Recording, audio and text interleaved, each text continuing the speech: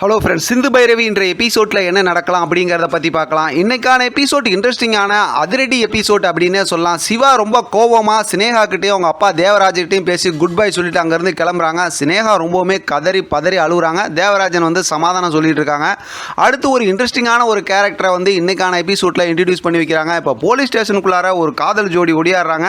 அவங்க ரெண்டு பேரும் பார்த்தோம் அப்படின்னா, அதாவது கீரமங்கலம் ஆலங்குடிங்கிற ஊர்லேருந்து வந்திருக்காங்க. இப்போ போலீஸ்லாம் விசாரிச்சதுக்கப்புறம் இந்த மாதிரி எங்கள் ரெண்டு பேர்த்தையும் பிரிக்க பார்க்குறாங்க, கல்யாணம் பண்ணி வைங்க அப்படின்னு சொல்லும்போது அங்கே இருக்க அந்த போலீஸ் வந்து பார்த்தோன்னா அந்த ஊர் பேரை சொன்னதுமே இந்த ரெண்டு காதல் ஜோடிங்க மேலே கோவப்படுறாங்க. அப்போ தான் அந்த புது கேரக்டரை வந்து இன்ட்ரடியூஸ் பண்ணுறாங்க. இன்ஸ்பெக்டர் வந்து உள்ளே வராரு. உள்ளே வந்ததுமே பார்த்தோம்னா இவங்களை அடிக்க போகிறவ பிடிச்சிட்டு என்ன ஏதுன்னு விசாரிக்கிறாரு. இப்போ உள்ளே கூட்டு பேசிக்கிட்டு இருக்கும்போதே பார்த்தா அரசியல் தலைவர் ஒரு பெரிய ஆள் வந்து அந்த பொண்ணோட அப்பான்னு வந்து சொல்கிறாரு. நிறைய கோடிக்கணக்கில் சொத்து இருக்குது, என் பொண்ணை என் கூட ஒப்படைச்சிருக்கேன், இந்தாங்க பணம் வச்சிங்கன்னு ஒரு 5 லட்ச ரூபா பணத்தையும் எடுத்து கொடுக்குறாரு. ஆனால் ஆரம்பத்தில் பார்த்தா அந்த போலீஸ் கெட்ட போலீஸ் மாதிரி தான் தெரிகிறாரு. பணத்தெல்லாம் வாங்கி வச்சதுக்கப்புறம் திடீர்னு தாலி எடுத்து கொடுத்து அந்த பையன்கிட்ட கொடுத்து இந்த மாதிரி கல்யாணம் தாலி கட்ட சொல்லிடுறாரு. அவங்க சின்ன வயசுலேருந்தே லவ் பண்ணுறாங்க, அவங்கள பிரித்து நீ என்ன பண்ண போகிறேன்னு சொல்லி அந்த பணத்தையும் கையில் கொடுத்து அமுச்சு வச்சுறாரு. அந்த அரசியல்வாதி வந்து இந்த போலீஸுக்கிட்ட ரொம்ப வீர ஆவேசமாக இந்த மாதிரி பண்ணிட்டெல்லாம் நீ பெரிய விளைவை சந்திப்பேன்னு சொல்லிட்டு அங்கேருந்து கிளம்பிடுறாங்க. அப்புறம் பார்த்தோம் அப்படின்னாக்கா அந்த போலீஸ் வந்து சொல்கிறாரு, காதல் ஜோடிகளை பிரிக்கக்கூடாதுப்பா அப்படின்னு சொல்லிட்டு உட்காந்து அவரோட பர்ஸ் எடுத்து பார்க்குறாரு. அங்கே தான் செம பெரிய ட்விஸ்ட் இருக்குது. ஏன்னு கேட்டால் இவர் வந்து பைரவியை லவ் பண்ணியிருப்பாராட்டிருக்கு படிக்கும்போது. அதனால் அவரோட பர்ஸில் பார்த்தா பைரவியோட ஃபோட்டோ இருக்குது. அடுத்து செம இன்ட்ரெஸ்டிங்கான ஸ்டோரி காத்துக்கிட்டு இருக்குன்னு வச்சுங்களேன்.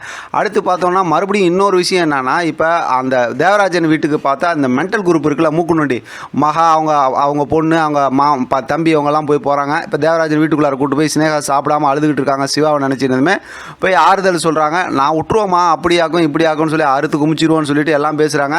இப்போ வந்து சினேகாவை சாப்பிடலாம் வைக்கிறாங்க. இப்போ மறுபடியும் இங்கே வீட்டில் பார்த்தோம் அப்படின்னா எல்லாரும் சேர்ந்து சாமி கும்பிட்றாங்க. அதாவது சிவா, சிந்து, அதை பைரவி, இந்த பக்கத்து பார்த்தோன்னா ஆறுமுகம், அன்னபூர்ணி, அவங்கெல்லாம் எல்லாம் சாமி கும்பிட்டதுக்கப்புறம் பார்த்தோம் அப்படின்னா இந்த மாதிரி அதாவது சிவா வந்து வெளியூர் போகிறாரு, அதாவது மெடிக்கல் கேம்புக்காக போகிறாருன்னு நான் போய் திருச்சி வரைக்கும் போய் ஏர்போர்ட்டில் ஏற்றி விட்டு வரேன் அப்படின்னு சொல்லும்போது உனக்கு என்ன வேணும் பைரவின்னு கேட்கும்போது புக்ஸ்லாம் வேணும்னு சொல்கிறாங்க.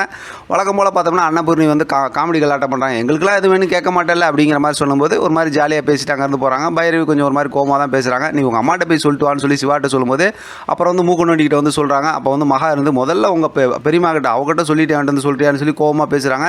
இருந்தாலும் சிவா சொல்லிட்டு அங்கேருந்து கிளம்பிடுறாரு. இப்போ தாங்க மாஸ் மூவ்மெண்ட்டு நம்ம ஏற்கனவே ப்ரொமோவில் பார்த்த மாதிரி இப்போ வந்து சிவா பெட்டியெல்லாம் எடுத்துகிட்டு கிளம்புறாரு. இப்போ சிந்து பார்த்தோம் அப்படின்னா நான் ஒரு தப்பு பண்ண போகிறேன் மன்னிப்பு கேட்டு சிவாவுக்கு கிஸ்ஸும் பண்ணிடுறாரு. செம சூப்பரான ஒரு ரொமான்ஸ் மூமெண்ட்டு. அதுக்கப்புறம் சிவா வந்து சிரிச்சிட்டு போயிடுறாரு. சிந்துவும் ரொம்ப சந்தோஷப்படுறாங்க. சிவா வெளியில் கிளம்புனதுக்கப்புறம் இப்போ பார்த்தோம்னா சிந்து வந்து வெளியிலலாம் க்ளீன் பண்ணிகிட்டு இருக்காங்க. அதாவது போஸ்ட்மேன் வந்து ஒரு கொரியர் லெட்டர் கொடுக்குறாங்க. அந்த லெட்டரில் என்ன இருக்குன்னு பார்த்தோம்னா அந்த கோர்ட்லேருந்து வந்திருக்குன்னு சொல்லி பார்க்குறாங்க. இதெல்லாம் ஐசு பார்த்துக்கிட்டே இருக்காங்க. அப்பயே அவங்களுக்கு தெரிஞ்சு போச்சு கோர்ட் ஆர்டர் என்னன்னு. இப்போ சிந்து பார்த்தோம்னா அதை வாங்கி என்ன ஆகுதுன்னு புரியாமல் இங்கிலீஷில் இருக்குது. சரி பைரவிட்ட கேட்கலாம் எடுத்துகிட்டு போகிறாங்க. அதுக்குள்ளார பார்த்தோம்னா ஐசு போய் நேராக இதை மூக்குநொண்டி மகா இருக்காங்களா அவங்கள்ட்டலாம் போய் சொல்லிடுறாங்க. ஆஹா சூப்பர், அதாவது இப்போ சிவாவும் ஊரில் இல்லை, இந்த நேரத்தில் இந்த மாதிரி ஒரு லெட்டர் வந்திருக்கு, இந்த டிவைஸ் லெட்டரை பற்றி நம்ம வந்து அங்கே ஸ்னேகா கிட்ட பேசி சீக்கிரமாகவே கோர்ட்டில் வச்சு எல்லாம் மடக்கி முடிச்சிடலாம் அப்படிங்கிற மாதிரி இவங்க ரொம்ப ஆவேசமாக அந்த மென்டல் குரூப்லாம் கிளம்புறாங்க. சிந்து கொண்டு போய் இந்த லெட்டரை வந்து பைரவிட்ட காட்டுறாங்க. பைரவி அதை பார்த்ததுமே அதிர்ச்சி ஆகிறாங்க. எனக்கு நடந்த கல்யாணம் வந்து செல்லாது அப்படின்னு சொல்லி நீ வந்து கொடுத்தியா, அதுக்காக லெட்டர் வந்திருக்குன்னு சொன்னதுமே அதை கேட்டு அப்படியே சிந்து அதிர்ந்து போகிறாங்க.